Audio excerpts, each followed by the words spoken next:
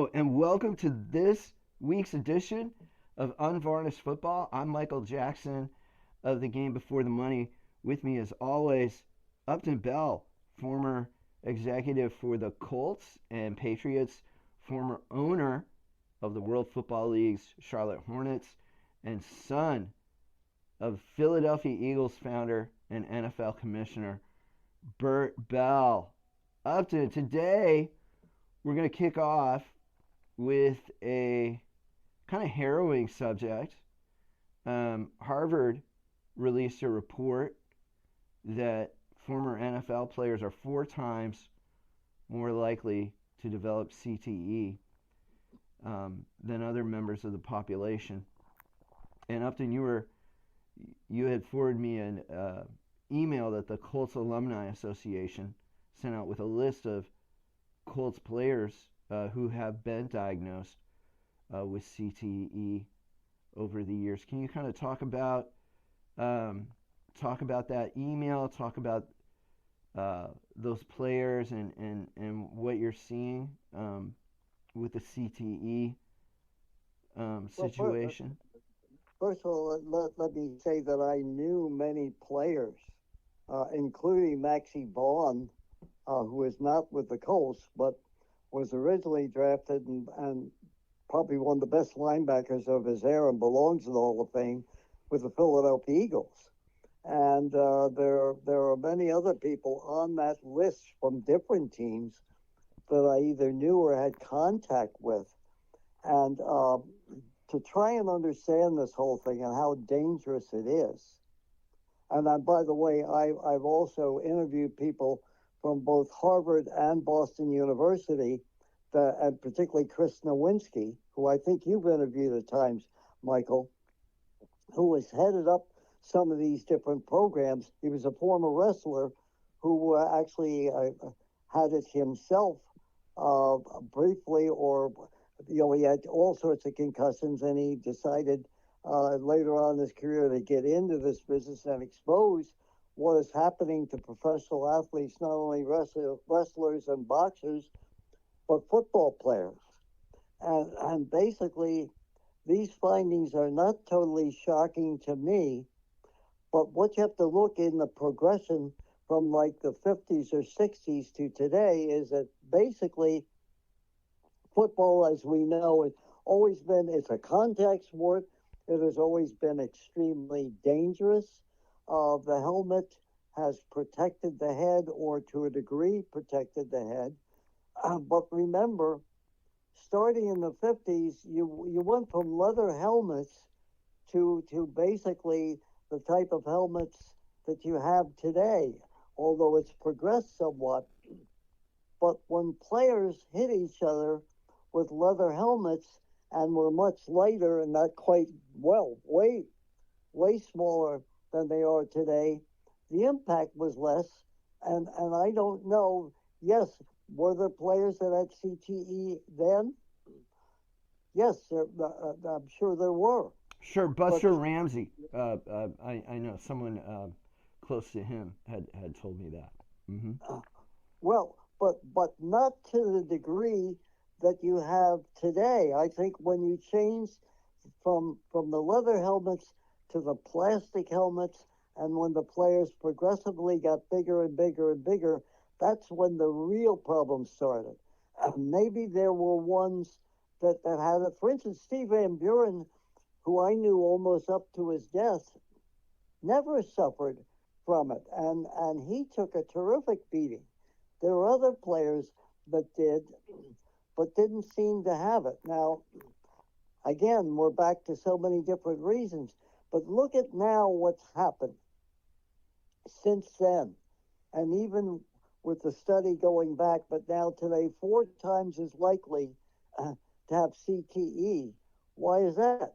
Well, the players today, your average offensive or defensive lineman is approaching 400 pounds. They're your quarterbacks today, let's say, when they used to be, the average quarterback was 6'1". Now you've got guys like Tom Brady, they're 6'5", or Josh Allen, that are all 6'5", nearly 6'6", but they're also 200. In the case of Allen, he's almost 250 pounds. So these collisions today are worse than they ever were, going all the way back into the 40s or 50s or even the 60s. And So 250 pounds may have been a lineman back in the day. maybe, So, maybe. I mean, you had some guys on the line that were 250, and certainly linebackers.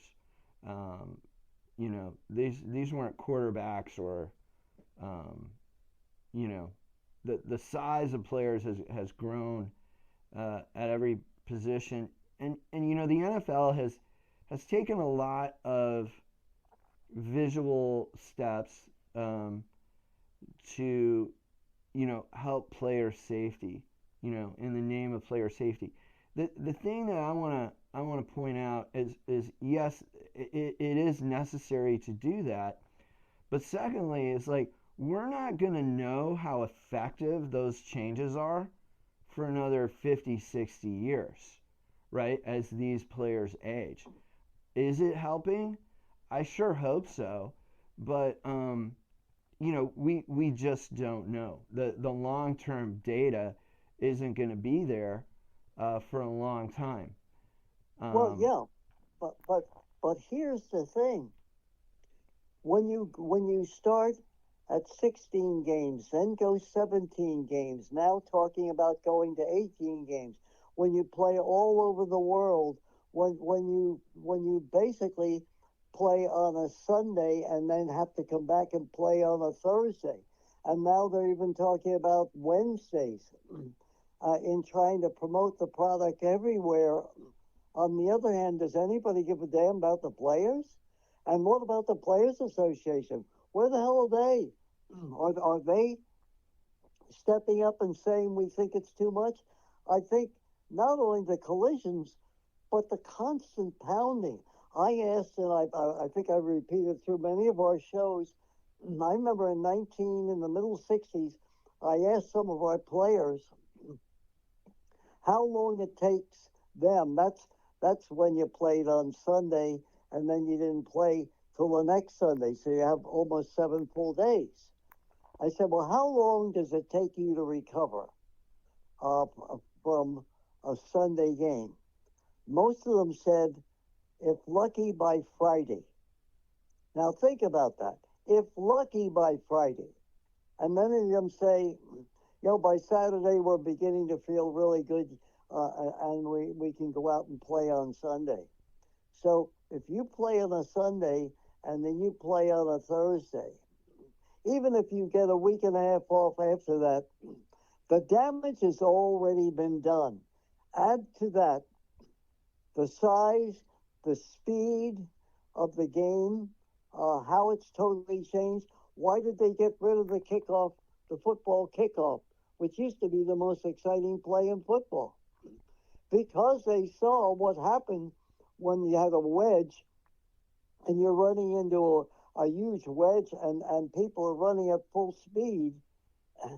And the days of the great returner are over, because the NFL saw that probably the kickoff and the kickoff return was the most dangerous play in pro football. Well, the colleges still have it today.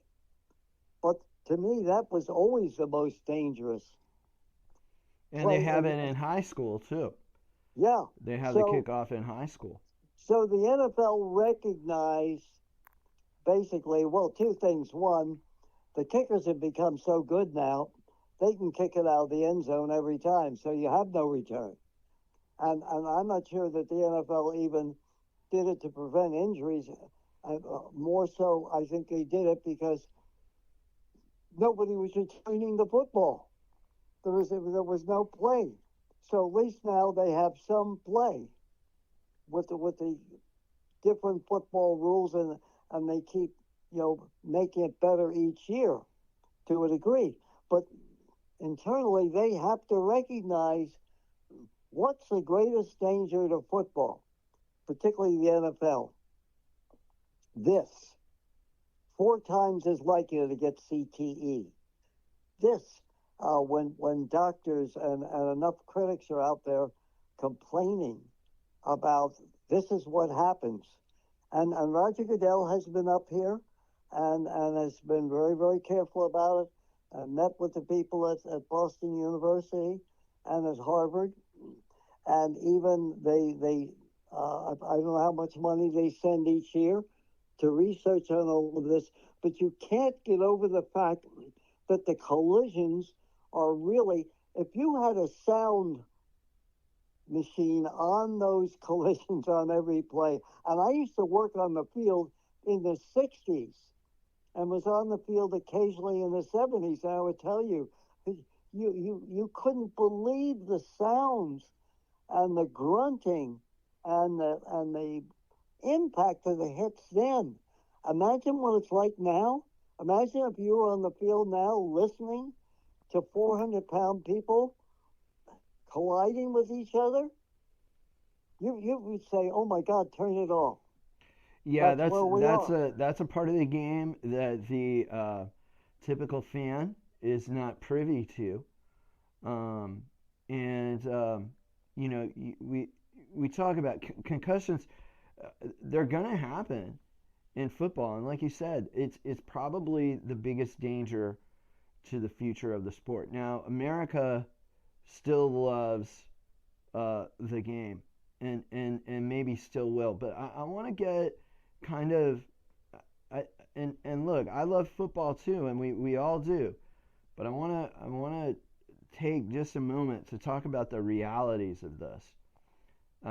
When I was doing the game before the money, um, I was trying to locate a very well-known player that everybody who would be listening to this would know this player's name. And I'm not going to say who it is, but when I was in a conversation with somebody who knew him, they told me that he couldn't remember how to open his car door, that his dementia had advanced that much. Um, that's the reality of some of this. Um, I contacted other players. Occasionally, their wives would call me and they're like, he doesn't remember playing. Um, that's the reality of it. And Upton, you've had instances with former players that you've worked with, and it's the same thing. So while dementia is high in the United States and Alzheimer's, it's at a higher level um, for NFL players, as this report has told us. And these are some of the realities. These are players that we love, know and love, and they're having these issues at the end of their lives. Well, how about Junior Seau, who was here for a while after coming from San Diego? Great player, should be Hall of Fame player. Junior Seau blew his brains out. It just, and there's no question. I think that after that his that they did study it, and he did have CTE.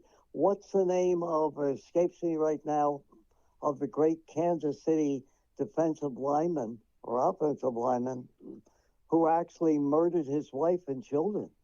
Was that And Ed Buddy? no, wasn't Ed Buddy? Jim Trier.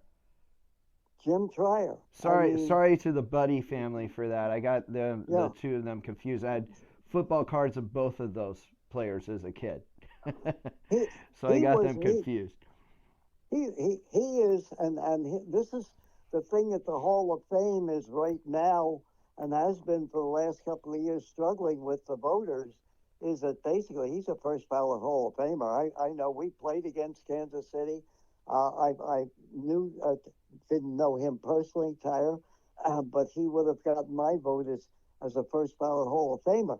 But the reason that many of the voters are shying away from it is, even though he probably was not in his right mind, uh, they find it very difficult to put somebody in and say, well, yeah, but he killed his wife and his children. I mean, that's what it's gotten to. And it's not going to, and I'm not talking about that isolated case, and even to a degree, Junior Seau, but that's what it's gotten to now, and it's not going to get better. If it's that percentage of NFL players, according to the Harvard study, what do you think it's going to be in 5 or 10 years? Think it's going to get any better? And that's what I had said. Like we don't know how much these safety changes are going to help. And I do remember Jordan Belcher um, from the Chiefs. Uh, Many of you will remember this a few years ago, tragically taking his life, outside the Chiefs facility. Um, Yeah, awful. and he was diagnosed with CTE posthumously. And that's the other thing to point out here is that there's only one person they've been able to diagnose while still living. That's Joe DeLamielleure, a Hall of Famer for the Bills. Um, it's not really detectable until after death, um, and that's another challenge with this. Now, I'm not sure how Joe DeLamielleure was diagnosed while living, but that's what's on record is that he's been diagnosed with it. Well, how about the disaster that played out? I mean, very, very sad on HBO, Nick Bonacani, his life. And I knew Nick, and of course, Shula, Don Shula, who I was very close to, just talked about this guy and his decline and the whole HBO series on him as you saw him decline more and more and more. I mean that's not a good image. My prediction is if I were to come back 50 years from now, probably you would be seeing more of some, and that's why I believe that the NFL is basically trying to get into it is flag football. I mean, we're seeing in some shape and form now the NFL and football being played in the NFL on the outside. It's the quick strike, it's the deep threat.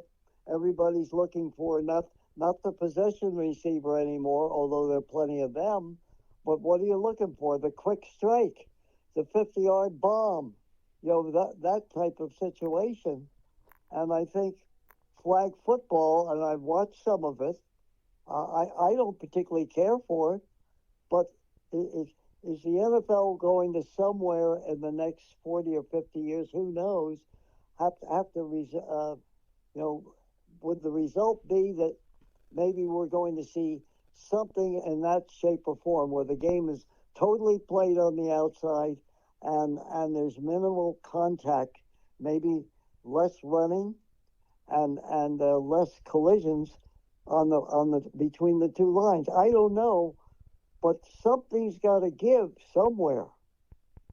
Well, and you mentioned earlier, you talked about leather helmets, and you talked about that, players couldn't, they had to be, conscious of their own safety running head on into somebody with the softer helmet. Now, I had both Sonny Jurgensen and George Taliaferro, the great George Taliaferro. If you haven't heard of him, I knew him.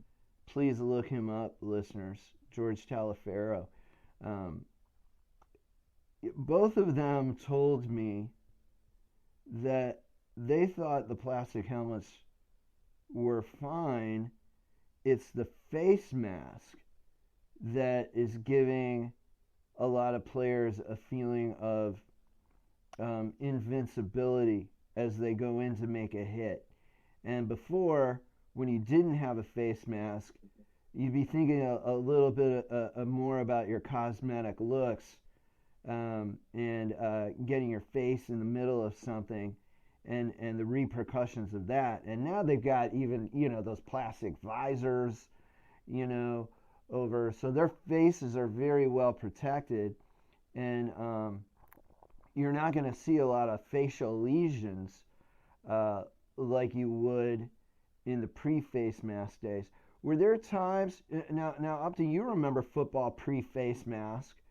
Yeah. Um, was there a difference from you watching the game? Was there a difference that you saw of players, maybe taking some more riskier moves with the face mask? Well, two things. One, the players that I saw in the 40s and 50s before the real face mask, and that again was Paul Brown, who had designed a helmet. Paul Brown was a genius in many ways, but he was one of the first to have the kind of the bar across that was just a single bar, and basically just to protect the player a little bit more. But I think the players from the 40s and the 50s were a completely different type of person. And they really, I don't think they really cared one way or another how pretty they looked or not. I mean, guys used to kid around and say, oh, God, you got a broken nose or you lost a few teeth. You look prettier now. I mean, they joked about it. And they didn't seem to be that concerned about their bodies then in a different time. Now, of course, they train year round and they're always worried about their bodies. And of course, again, you would think with all of the things that they've developed and the safety that they are trying to do around the game, that it would be less dangerous. But it's more, to me, it's way more dangerous than in the era when it was like bare knuckles. Guys could kill each other on the field. You could hit the quarterback after the play was over and there's never a flag by the official. So I would say as bare knuckles, bare fisted, tough as those guys were. I mean, think even in the 60s of Dick Butkus. I mean, I wouldn't want to get anywhere near Dick Butkus. And there are many players like him going back even into the 40s. But I think it was less dangerous then in the wild west with those players who would take your head off than today, where it's more refined, it's more protected. But the problem is back again, the size, the speed, the collisions are worse today than they ever were. And that's not something that's going to change. I mean, players are going to find a way to get bigger, more refined, stronger, faster. I mean, it blows my mind that guys are running a 4.340, and many guys are running a 4.340 in the combine when like a 4.440 was super fast back in the day, and even a 4.540 was pretty good. Right, but let me just ask you on that part of it. Now, when I was in the Colts camp, I used to run the 40 just for the hell of it. I could run the 40 and 4.6 in sneakers. I mean, the players used to laugh because they ran it in cleats. And I can remember Lenny Moore running like a 4.5, and everybody went, oh my God, that's unbelievable. So would that relate to today where guys are running those times? But again, what does the speed do for you? What are these outside receivers, these speed guys? There is no real running game today. So that's what the game is played, all on the outside, and you're absolutely right. But the other thing is too, Michael, these guys train year round now. Players that I knew, even the ones who were in great shape, their whole philosophy was slowly but surely get yourself in shape. You don't have to come to training camp so refined that basically in the first week you're pulling muscles and you're doing everything else. Their whole idea was to gradually get yourself in shape, begin to work out a little bit with your teammates, particularly in Baltimore, and in the springtime, and then by the time you got to training camp in July, and then the whole idea is by the end of August, getting ready for the season, you were finally in shape. Now these guys, you've got OTAs and you've got this practice and that practice before you even get to training camp. And I'm saying, no wonder these guys have pull muscles. Right, right. It kind of overused in some regards, and they start training at a much younger age um, than than they did, back in the day. Many of the guys that I talked to, in fact, most of them, um, didn't start playing until high school. Some started around eighth grade in organized football, but there wasn't organized football. There wasn't pee wee football. There wasn't, you know, middle school football. Um, it was high school, maybe eighth grade. And now you got kids playing it, and working out and doing all that stuff, sixth grade and even younger in some cases. But you know what? I think all of this is going to stop as more and more parents see that the threat of CTE, even in young kids or young kids getting so injured. I mean, as far as I'm concerned, difference going back into high school when I was there and now is that basically again you kind of played your way through, and there were certain things that you were careful of. Now with this, I think you're going to see more and more parents not wanting their kids to play football, or if they do, not until they get, much later on and much more mature. Now, we're going to kind of transition a little bit um, because we got the draft coming up, and kids are getting scouted at a young age now, Too young. Too but young. by colleges. I mean, we've had some, you know, kids, committing to colleges at a younger and younger age. And now there's so much money in college football that they're getting paid. But, scouting has changed quite a bit. We've got, you can get you can watch film online of kids you're interested in. Um, and now, of course, the NFL Combine is well established.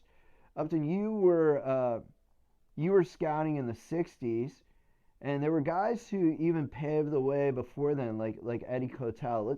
Let's kind of talk about the early days of scouting, and we talked about how the GM role evolved. We were talking about that last week, how the GM roles evolved. What about the role of the scout? How has that evolved over the Well, years? in the beginning, if I take you right back to 1936 and the first draft, which my father had at his father's hotel in Philadelphia, and this was when the owners either had friends that they could call out to who were coaches at some colleges or relied strictly on the Street and Smith magazine. Let me point out to you that Joe Steinahar, taken in the first round, Tuffy Lehmans, taken in the second round, Wayne Milner in the eighth round, and Danny Fortman in the ninth round, all went to the Pro Football Hall of Fame. The other person who was drafted was Bear Bryant, who decided not to play pro football, and of course went on to be the legendary coach of Alabama, among other places. Texas But A&M. I Texas know Aggie A&M, fans will point that out. Kentucky was another place he coached at. Kentucky. the Junction Boys at Texas A&M, but my point has always been, and I was a director of player personnel and scouted for 10 years for the Colts and had pretty damn good success.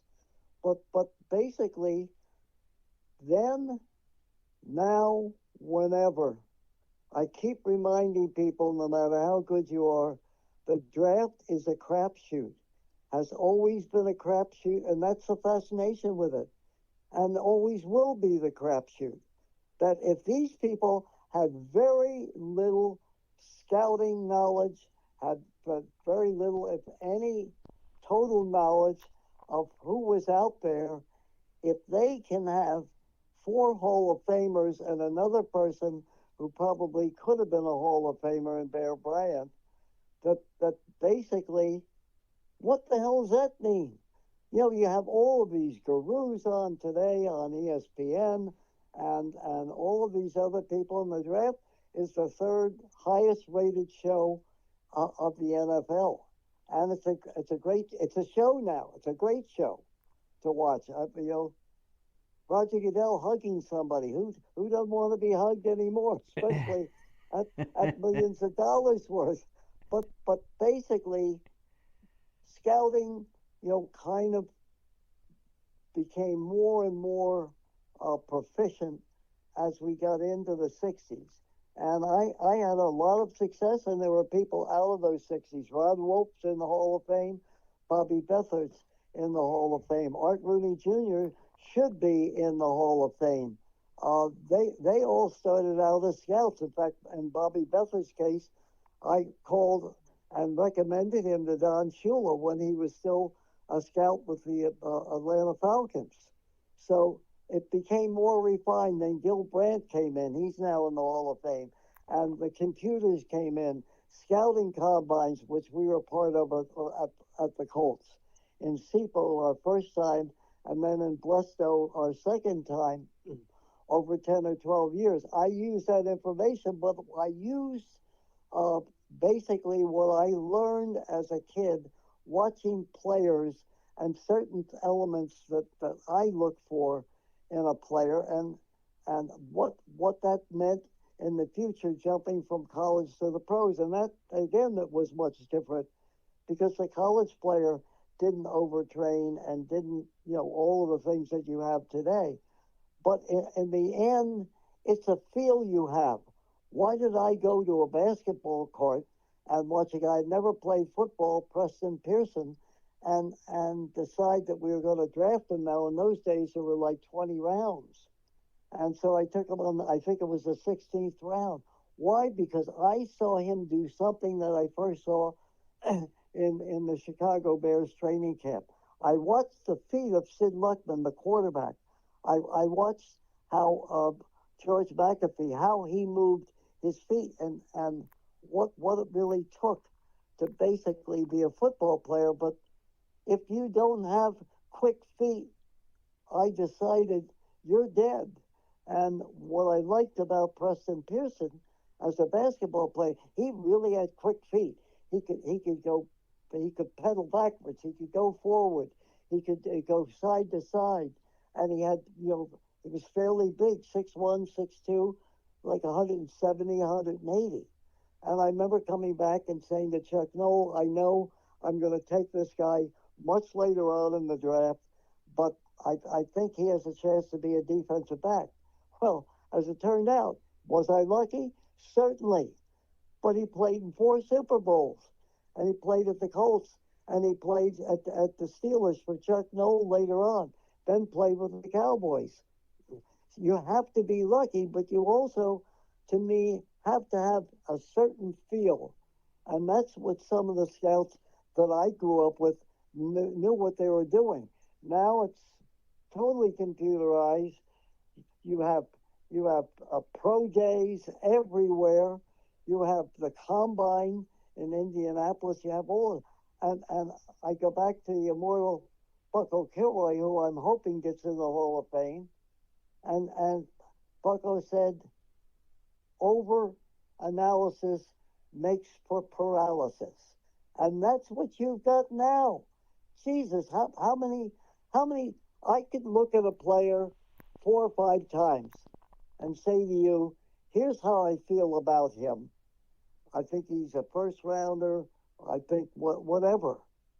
But I didn't need 100 pro days and 3 or 4 days at the combine to tell you what I thought about the guy. And even they were in the times when basically, uh, you could call it an IQ test. And I don't know whether they ever give it anymore or not. It was a 12-minute Wonderlic test that you would give to a player, not so much about his intelligence, but his decision-making ability. And so I would combine that with going to the colleges, being able to time the players when I could, study film, go to games, and that by then I would make up my mind what I wanted. As a result, one guy that I can talk about, the Mad Stork, Ted Hendricks, who's now in the Hall of Fame. Everybody said the guy's playing defensive end, and he's 6'7", 195 pounds. I said, I don't care. He's faster and quicker than anybody I've seen. Let's make him a linebacker. And people started to laugh. I said, so we took him on the second round. He's just one example of the people that I saw that I still think today that you can have all of this information, but either you have a feel or you don't. And back in your day, you had to see the player in person. You weren't watching. How much film did you watch, and how much film was available to you in the 60s? Well, I mean, when I went to the colleges, I did a lot of my programming in the springtime. And what I would do is spend 2 or 3 days, depending upon the college and how many prospects they had. So what I would do is I would go in the first day, and I would talk to the coaches, and I'd also make it a point to talk to the trainers, because the trainers knew more about the players than anybody, and they knew who the person was that hung too much, as they said in the training room, or the ones that were really injured, even if the coaches tried to hide it. And also, was he a pain in the ass? What was he really like? So the coach, his position coach, maybe the head coach, but more importantly, the position coach, then the trainer. Then I would watch hours worth of films, and then I would go out to practice, and then I would come back a second day and watch practice and get any more information I could get. If the coach permitted it, I would give him this Wonderlic test, which is kind of a football 12-minute IQ test, and that was it. By the time you get to the fall, I would go to the games. At times I would watch film, and then afterwards, when the draft wasn't held till later on, then I would get as much film as I could to try and orient our coaches along with the reports from not only me, but from the combine, and try to educate them on it so that they wouldn't get a prejudice and say, what the hell are you drafting this guy for?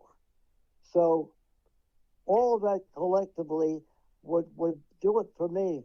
I don't, and again, all compliments to today's scouts and everything else like that, but I wouldn't need one after the other.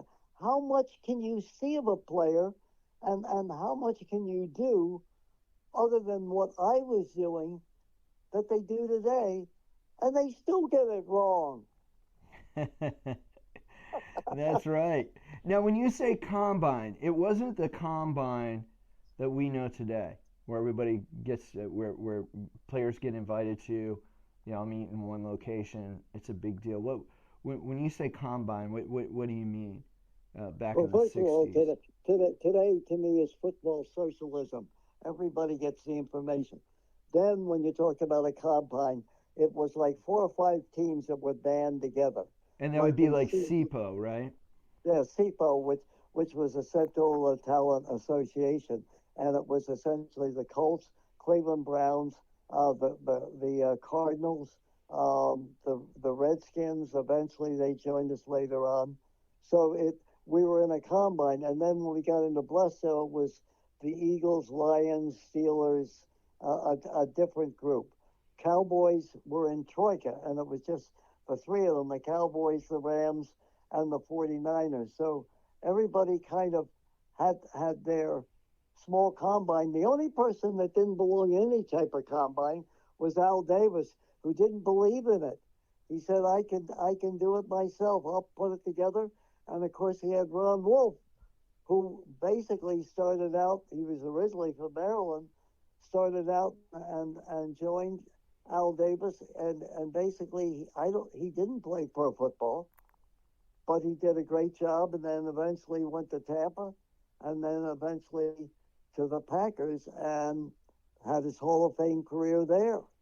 So some guys were ex-football players, ex-NFLers. Other guys were not at all. But again, those combines would get you the information from what they had called area scouts. And that would be somebody that would go, like, in the Big Ten, the major conferences, the Big Ten, the Southeastern Conference, the West Coast Conference, all of those. And then you had some scouts that just covered the African American schools. So you would get all of that, and I would read their reports and then decide what each year I took a different area. I would go to the Southeastern Conference and then go to all of the African American schools in the South. And then another year I'd go to the Big Ten, and then I'd go to the West Coast. And then I also hired myself full-time scouts just to work for the Colts. And one of them happened to be George Young, who was my assistant in Baltimore, that went on, was fired in Baltimore, went on to Miami, and then became the Hall of Fame general manager of the New York Giants. The other guy was a guy by the name of Milt Davis, who was one of our ex-players and one of our better players back in the 50s and early 60s, who I hired to cover the West Coast. So we did have that private help. I even one time hired a guy who ended up working for Kansas City, who was our full-time trainer, a guy by the name of Fred Schuback. And I went to Shula and I said, listen, who deals with the players more and they're bitching and moaning and their different injuries than Fred Schuback, our equipment manager? And Shula said, all right, try him out in the spring. And I did, and he was very good because I said, go in and you were my contact with the other trainers. Whatever they won't tell me, they will probably tell you. And so he did that. We got a lot of great information out of them. So to me, you can, there are people that if they have the intelligence to do it, they don't have to necessarily have played the game. It doesn't, put people out of the picture. Gil Brandt never played the game. And he really, in his own way, invented the computerized version of football the way we see it today. Right, and that started in the 60s, Correct. where they had built a program. But that even had fallacies. I know as great as a leap forward it was, and Gil explained it to me one time, and I can't exactly remember off the top of my head, but they had specific categories. They had a certain number of categories, and then they'd have a score for each of those categories for all the players they were looking at. But even that had its fallacies because I know Robert Brazil told me that he wasn't drafted by the Cowboys in the first round because of some scoring mechanism. I can't remember what it was. I'll have to look it up. Well, I know. Yeah, he got degraded on one of these scoring mechanisms. Of course, the Hall of Fame, one of the great linebackers, precursor to Lawrence Taylor. So even that had its fallacies. Well, we always said, information in, information out. And one of the reasons that I hired Bucko Kilroy, because I talked to Bobby Beathard and Ron Wolf, is in Bucko's case, I said, Bucko, I want everything that you do with the Cowboys, because he came up with a lot of the programming that they brought into the Cowboys for the computer. I said, Bucko, I don't want a computer making any decisions for me, but I want all the information you can bring from the Cowboys, and then you and I will combine it into how we scout and how we look at players. And ironically, I went to the ownership and said, we got to start spending some money. I want to hire 4 full-time scouts. And so we hired Dick Steinberg, Tom Boyster, Bob Turpinning, three of them, and Mike Hickey. Red Hickey's the son of the head coach of the 49ers at one time. Every one of those guys got a head coach or got a head scouting or general manager's job in the NFL right out of our within 4 or 5 years. And so what they all had was the ability, along with the stuff that we got from Bucko and the stuff that I want to integrate into it, what we got was basically a cross-section between the best of the computer and the best of your eye is what it tells you. So that's what made us so successful.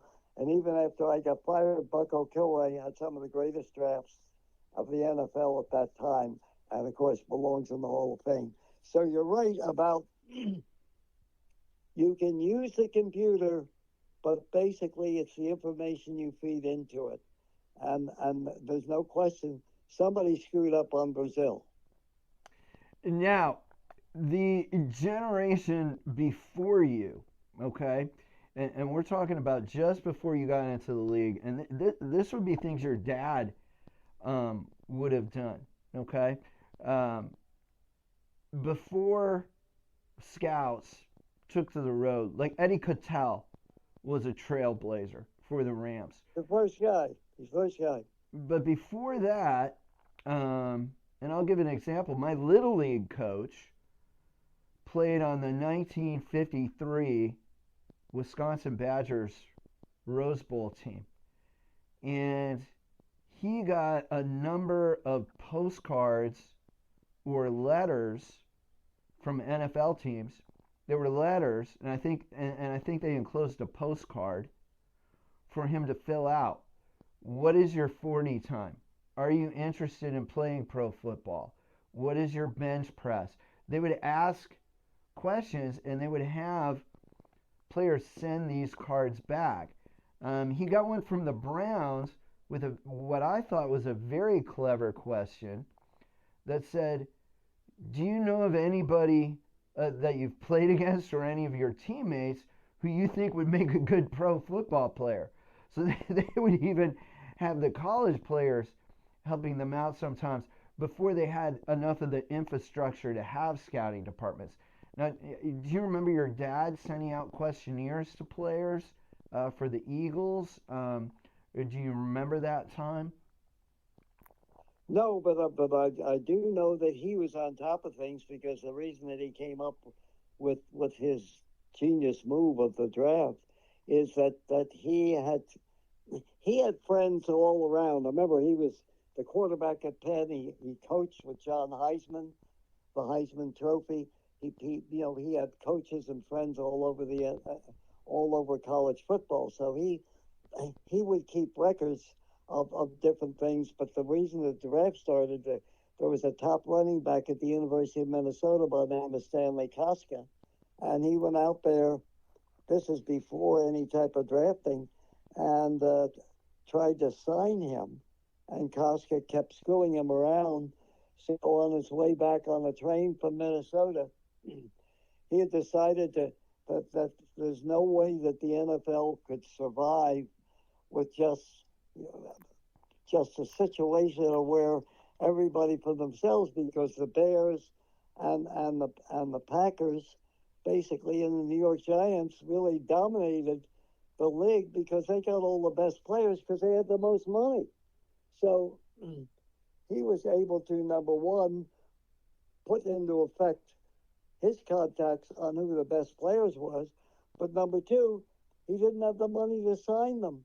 So that's why he went to the NFL and said, basically, 20 teams have already gone out of business. Myself and some of the lesser teams are going to go out of business unless we are able to draft people. And that's what he proposed, the NFL draft. And in the beginning, there were a few, including Hallis, who were against it. And then in the end, he convinced them all, uh, either we're going to stay together, or we're going to die separately, and that's exactly what happened. That's how you got the pro football draft. His inability to sign players, and the other teams that couldn't do it because the Giants and the Bears and basically the Packers had all the money. Yeah, and so the draft started, and as you said, they're using college football magazines. Um, Yeah, that's all they had to go on.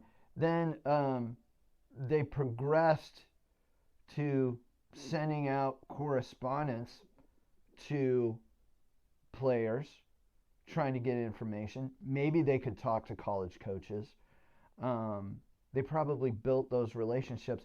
But I think it's really interesting to think about. The NFL draft was put into place in 1936, really 1935 with the league meeting, from what you've told me. And then the first one was in 1936. But they then had to build the infrastructure to get to the point where they were in the 1960s when you were working for the Colts, and the Colts had a fairly well developed scouting department. The Cowboys had a good scouting department. There were other teams that still, um, I remember Rocky Blyer telling me, the Steelers had sent him a postcard, and that was, I guess he was on the 1966 Notre Dame team, right? So that's mid 60s, and they're still asking people for their 40 times um, over the mail, if you can believe it. So um, it took a long time to build the infrastructure um, to get to the point um, where teams were even able to get firsthand information. Uh, Guys watching, scouts watching players, scouts having firsthand knowledge of players before making those decisions. but Michael, let me interject again as somebody that was pretty successful at drafting. Is that basically with all of the things we've come from the dark ages in scouting to today, I think over scouting. But what are the results? Are the results any different now than they were then? Well, I think you have an equal amount of hits and misses. It seems like. That's my point. And listen, the more you know, and there's no question the Steelers and some other teams that basically would send out cards or call coaches. Now we had before the different scouting combines, we had a situation in Baltimore because I was the assistant personnel director in the early years to Keith Molesworth, who was the ex-coach of the Colts. Uh, we would pay. They were called college scouts. We would pay coaches, and they'd have to pay them mainly under the table. But we would ask them to fill out scouting reports on their best pro prospects each year, twice a year, both in the spring and again in the fall. And then we would pay them like $150 per scouting report. Now this was in the early '60s, so the average college assistant coaches could pick up like 300 to $400 per year just writing out reports. That's But good those money were back then. the damn good money. So so they made nice little piece of change, and we got so we would be able to refine that list and say, here are the top prospects at UMass who are going to be seniors, or at the University of Arizona. So that when I would then go out and scout before the combines came in, I would have the names of the players that would be eligible and the recommendations, and then I would go quietly and talk to that assistant coach who had filled out those forms and said, "Well, what do you got? Anybody else here?" And of course, I never told the head coach about it because the head coach wouldn't like it whatsoever. But what we had there is the ability, the entree into the coach saying, these are the guys that I sent you and talked to you about and wrote about, and you might add one or two here or there, or take this guy off the list. He's become injured, so you rely totally on those quietly paid college coaches who did the scouting for you. That's what the forerunner was. All right, that is fascinating. Well, everybody, another show of stuff you're not going to hear anywhere else but on Unvarnished Football. That's information that only Upton Bell can give you. So please visit uptonbell.com. Learn more about him there. He's also got a collection at the University of Massachusetts that you can see a lot of great football memorabilia online. And please also visit the Game Before the Money. Until next week, everybody, have a great week, and we'll be looking forward to bringing you another edition of Unvarnished Football next week.